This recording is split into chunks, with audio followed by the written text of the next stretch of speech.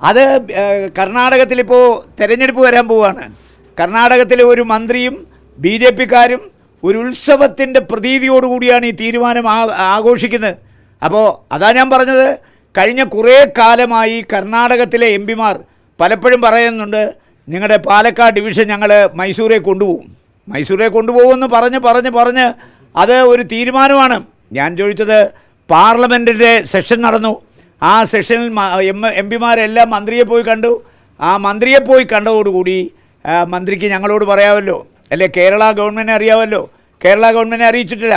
ഞങ്ങൾ മുഖ്യമന്ത്രിയായിട്ട് ഇന്നലെ സംസാരിച്ചു, തിരുവനന്തപുരത്ത് സംസാരിച്ചു. അദ്ദേഹവും പരാതി അയച്ചിട്ടുണ്ട്. കേരള ഗവൺമെൻറ്, ഇത് കേരളത്തിൻ്റെ വരുമാന സ്രോതസ്സിനെ ബാധിക്കുന്ന ഏറ്റവും പ്രധാനപ്പെട്ട ഒരു കാര്യമാണ്. ഇപ്പോൾ കേരള സോണ് ആവശ്യപ്പെട്ട എം പിമാരാണ് ഞങ്ങളൊക്കെ. കാരണം കേരളത്തിന് റെയിൽവേയുടെ ഭൂപടത്തിൽ കൂടുതൽ പ്രസക്തി വരാനായിട്ട് കേരള സോണ്, റെയിൽവേക്കൊരു കേരള സോൺ അനുവദിക്കണമെന്ന് പറഞ്ഞു. ഇതിപ്പോൾ ഫലത്തിൽ വരാൻ പോകുന്നത്, വരുമാനമില്ലാതെ പാലക്കാട് ഡിവിഷൻ ഒരിക്കലും മുന്നോട്ട് കൊണ്ടുപോകാൻ പറ്റില്ല. അപ്പോൾ കുറേ കാലം കഴിയുമ്പോൾ വരുമാനമില്ലാത്ത ഈ സ്റ്റേഷൻ, പിന്നെ തിരുവനന്തപുരം ഡിവിഷൻ ലയിപ്പിച്ചു കഴിഞ്ഞാൽ മലബാറിൻ്റെ വികസനം എന്നേക്കുമായി അവസാനിക്കും. അതുകൊണ്ട് ഇതൊരു ജീവൻ മരണ പോരാട്ടമാണ്. ഇതിനകത്ത് ഒരു വിട്ടുവീഴ്ചയ്ക്കും ഞങ്ങൾ തയ്യാറല്ല. അതുകൊണ്ടാണ് തിരുവനന്തപുരത്ത് നമ്മുടെ ഈ ഓപ്പറേറ്റിംഗ് റേഷ്യോ താളം തെറ്റുന്നതോടുകൂടി തന്നെ വരുമാനമൊന്നും ഇല്ലാതാവും. വരുമാനമില്ലാതെ എങ്ങനെയാണ് ഒരു ഡിവിഷൻ മുമ്പോട്ട് കൊണ്ടുപോവുക? അപ്പോൾ വരുമാനത്തിലൂടെയാണ് ഈ സ്റ്റേഷന് നിലനിൽക്കേണ്ടത്. ആ വരുമാന സ്രോതസ്സാണ് ഇപ്പോൾ നഷ്ടപ്പെടുന്നത്. നമുക്കിപ്പോൾ പനവൂർ പിന്നെ മംഗലാപുരത്തു നിന്ന് വരുന്ന പിന്നെ ഗുഡ്സ് ട്രാൻസ്പോർട്ടേഷനും ഇത് നിലയ്ക്കുകയാണ്. അതെല്ലാം മൈസൂരിന് പോവുകയാണ്. അതുകൊണ്ടാണ് ഞാൻ പറഞ്ഞത്, കാസർഗോഡ് ൻ്റെ വികസനം എന്നേക്കുമായി മുരടിക്കും. മലബാറിൻ്റെയും അതുവഴി കേരളത്തിനും കിട്ടേണ്ടുന്ന ന്യായമായ വിഹിതം ഇല്ലാതാവുകയാണ്.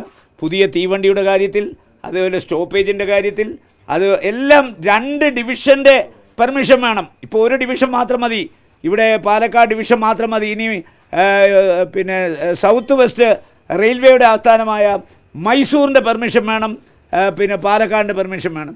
കാലക്രമേണ പാലക്കാട് ഡിവിഷൻ ഉന്മൂലനം ചെയ്ത് ഇത് തിരുവനന്തപുരം ഡിവിഷനിലേക്ക് ലയിപ്പിക്കാനുള്ള ഒരു ഹീനമായ ശ്രമവും ഇതിൻ്റെ പിന്നിലുണ്ട്.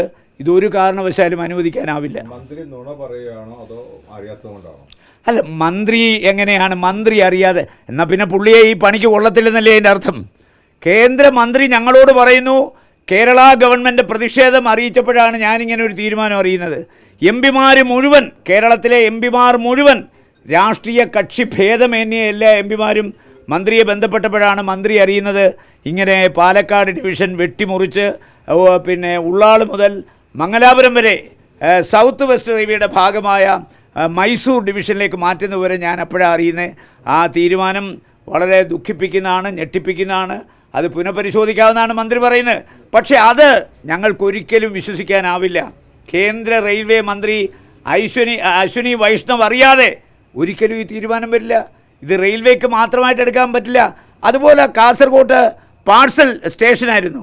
ആ പാഴ്സൽ നിർത്തി ഞാൻ മന്ത്രിയെ നേരിട്ട് കണ്ട് നിവേദനം കൊടുത്തപ്പോൾ മന്ത്രി പറഞ്ഞു, ഇത് തലശ്ശേരിയിലും പിന്നെ കാസർഗോട്ടും ഈ പാഴ്സൽ ഓഫീസ് നിർത്തലാക്കിയത് വളരെ തെറ്റായ നടപടിയാണ്.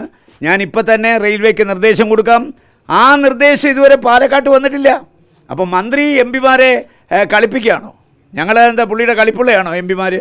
ഞങ്ങൾ ഈ മന്ത്രി ബി ജെ പിക്ക് ഭൂരിപക്ഷം കിട്ടിയോണ്ടല്ലേ അദ്ദേഹം മന്ത്രിയായത്. നാളെ യു പി എക്കാണ് ഭൂരിപക്ഷം കിട്ടിയെങ്കിൽ ഞങ്ങളൊക്കെ ഭരിക്കുന്ന പാർട്ടിയുടെ എം പിമാരല്ലേ. അപ്പോൾ സ്വാഭാവികമായി ജനങ്ങൾ വോട്ട് ചെയ്ത് ജയിപ്പിച്ച ജനപ്രതിനിധികളോട് അധികാരത്തിലിരിക്കുന്നവരൊരിക്കലും കള്ളം പറയാൻ പാടില്ല, ഒന്നും ഒളിച്ചു വയ്ക്കാൻ പാടില്ല. ഇതെന്താണ്, ഞങ്ങളെല്ലാം ഈ പാഴ്സൽ ഓഫീസ് നിർത്തൽ ചെയ്തതിനെതിരെ ഞാൻ കൊടുത്ത നിവേദനത്തിൻ്റെ സൈഡിൽ അദ്ദേഹം ഒപ്പിട്ടാണ് ഉദ്യോഗസ്ഥനെ വിളിച്ച് പറഞ്ഞു, ഇമ്മീഡിയറ്റായിട്ട് ചെന്നൈ വിളിച്ച് പറയണം ഈ തലശ്ശേരിയിലെയും അതുപോലെ കാസർകോട്ടെയും പാഴ്സൽ ഓഫീസ് പിന്നെ നിർത്തിയ നടപടി പുനഃപരിശോധിച്ച് അവർ വീണ്ടും പാഴ്സൽ സർവീസ് ആരംഭിക്കണം. അതുപോലെ തന്നെ കോവിഡ് മഹാമാരിയുടെ കാലത്ത് നിർത്തലാക്കിയ മുഴുവൻ പിന്നെ സ്റ്റോപ്പേജുകളും തിരിച്ചു തരണം എന്ന് പറഞ്ഞു, തിരിച്ചു തരാമെന്ന് പറഞ്ഞു. തരുത്തില്ലെന്ന് പറഞ്ഞാലാണല്ലോ ഞങ്ങളിങ്ങനെ മന്ത്രിയുടെ ഓഫീസിൽ കയറി ഇറങ്ങി നിരങ്ങുകയാണ് ഈ സ്റ്റോപ്പേജിന് വേണ്ടി. മാത്രമല്ല ഈ ഓണക്കാലം മലയാളികളുടെ ദേശീയ ഉത്സവമാണ്. അതുപോലെ മംഗലാപുരത്ത് നിന്ന് കൂടുതൽ തീവണ്ടികൾ ആരംഭിക്കാൻ വേണ്ടി നിവേദനം കൊടുക്കാൻ ഞങ്ങൾ പോയി. ഞാൻ മന്ത്രിയെ കണ്ടു, നിവേദനം കൊടുത്തു. ഇതെല്ലാം പരിഗണിക്കാമെന്ന് പറയുന്ന അല്ലാതെ അപ്പോൾ പോലും ഞങ്ങൾ വിവിധ ആവശ്യങ്ങളുമായി എം പിമാർ അദ്ദേഹത്തെ സമീപിച്ചപ്പോൾ ഇങ്ങനെ ഒരു തീരുമാനം എടുത്തിട്ടുണ്ട് എന്ന് ഞങ്ങളെ അറിയിച്ചിട്ടില്ല. അപ്പോൾ അതാ ഞാൻ പറഞ്ഞത്, പണ്ട് നമ്മുടെ 2007 നവംബർ 1-ാം തീയതി ഈ നമ്മുടെ വരുമാന സ്രോതസ്സായിരുന്ന സേലം ഡിവിഷൻ ഉണ്ടാക്കിയോടുകൂടി പാലക്കാട്ട് നിന്ന് 1136 കിലോമീറ്റർ റൂട്ടാണ് നമുക്ക് നഷ്ടപ്പെട്ടത്. അത് 636 ചുരുങ്ങി. 1136 കിലോമീറ്റർ റൂട്ട് അത് 636 ചുരുങ്ങി. 100 സ്റ്റേഷനുകളാണ് പാലക്കാട് ഡിവിഷനിൽ നിന്ന് സേലത്തേക്ക് പോയത്. 100 സ്റ്റേഷനുകൾ. അതാ ഞാൻ പറഞ്ഞ ഏറ്റവും പ്രധാനപ്പെട്ട സ്റ്റേഷനാണല്ലോ കോയമ്പത്തൂർ, ഈറോഡ്, സേലം, കരൂർ, തിരുപ്പൂർ, നീലഗിരി. ഇതെല്ലാം വരുമാന സ്രോതസ്സുള്ള സ്റ്റേഷനുകളാണ്. ഇതെല്ലാം പോയി. പാലക്കാട്ട് നിന്ന് സേലം ഡിവിഷൻ പോയി. കിലോമീറ്റർ റൂട്ട് പോയി. 1136 കിലോമീറ്റർ റൂട്ട് 636 ചുരുങ്ങി. അപ്പോൾ പാലക്കാട് ഡിവിഷൻ്റെ പ്രസക്തി 2007 തന്നെ അവർ കുറച്ചു. ഇപ്പോൾ പാലക്കാട് ഡിവിഷൻ നിലനിൽക്കുന്നത് മംഗലാപുരം പനവൂർ പോർട്ട് കൊണ്ടാണ്.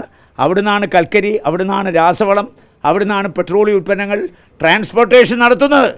അത് ഉള്ളാടുന്ന അങ്ങോട്ട് പനവൂർ ജംഗ്ഷൻ, മറ്റേ മംഗലാപുരം ജംഗ്ഷനും മംഗലാപുരം ടൗണും, അതുപോലെ നമ്മുടെ ഗുഡ്സ് സ്റ്റേഷനായ പനവൂർ സ്റ്റേഷൻ അടക്കം ഇപ്പോൾ മൈസൂർ ഡിവിഷനിലേക്ക് പോയതോടുകൂടി ഇനി 600 കോടി രൂപയാണ് പ്രതിവർഷം പാലക്കാട് നഷ്ടപ്പെടാൻ പോകുന്നത്. വരുമാനമില്ല എന്ന പേര് പറഞ്ഞ് ഈ പാലക്കാട് ഡിവിഷൻ ഉന്മൂലനം ചെയ്ത് അത് തിരുവനന്തപുരത്തേക്ക് ലയിപ്പിക്കാനുള്ള ഗൂഢശ്രമത്തിൻ്റെ ഭാഗമാണ്. എന്ന് പറഞ്ഞാൽ കേരളത്തിൽ നിന്ന് BJPക്ക് ഒരു ഗതിയും കിട്ടത്തില്ലെന്ന് കണ്ടുകൊണ്ട് കേരളത്തെ ഉപദ്രവിക്കുക, അടുത്ത തെരഞ്ഞെടുപ്പ് വരുമ്പോൾ കർണാടകം പിടിച്ചെടുക്കാനുള്ള ഒരു ഗൂഢതന്ത്രത്തിൻ്റെ ഭാഗമാണ്.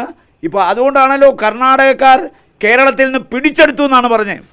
ഏതാണ്ട് ഉക്രൈനും പിന്നെ റഷ്യയും തമ്മിൽ നടക്കുന്ന യുദ്ധത്തിൽ അതിൻ്റെ ഭാഗങ്ങൾ പിടിച്ചെടുത്തു എന്ന് പറയുന്ന പോലെയാണ് ഒരു മഹാകാര്യം ഇന്ത്യ ഭരിക്കുന്നവർ ചെയ്തു എന്ന് അവകാശപ്പെടുന്ന എന്താണ്? ഒന്നിനെ കൊന്നിട്ടാണ് ഒന്ന് നേടിയെടുക്കുന്നത്. അപ്പോൾ പാലക്കാട് ഡിവിഷൻ കേരളത്തിൻ്റെ ഏറ്റവും പ്രധാനപ്പെട്ട ഡിവിഷനിലൊന്നാണ്.